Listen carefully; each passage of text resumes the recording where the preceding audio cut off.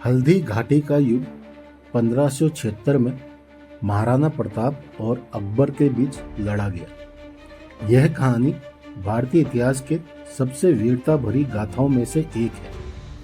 मेवाड़ के महाराणा प्रताप और मुगल सम्राट अकबर के बीच यह युद्ध 18 जून 1576 को लड़ा गया। यह कहानी साहस, देशभक्ति और स्वतंत्रता के लिए संघर्ष की प्रेरणा देती है।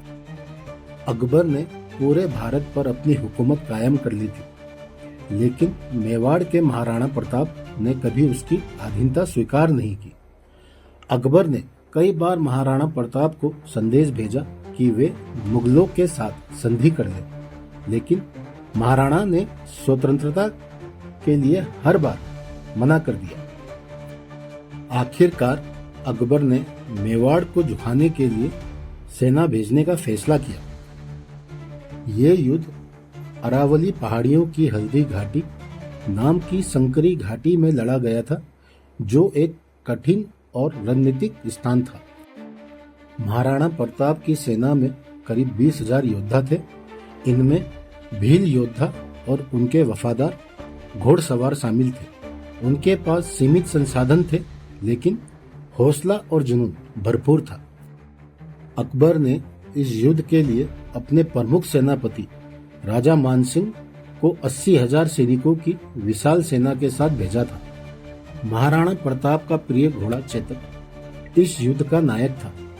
चेतक ने महाराणा को मुगल सेना के बीच से बाहर निकालने के लिए अद्भुत साहस दिखाया। घायल होने के बाद चेतक ने महाराणा को सुरक्षित स्थान पर पहुंचाया, लेकिन वह खुद वीरगति को प्राप्त हो गया।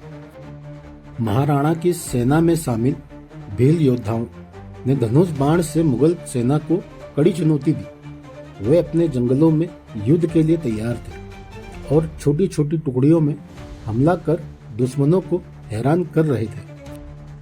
महाराणा प्रताप ने अपने 81 किलो के भाले और भारी कवच के साथ दुश्मनों के छक्के छुड़ा दिए। वे युद्धभूमि में एक सच्चे योद्धा की तरह लड़े और मुगल सेना को काफी नुकसान पहुंचाया।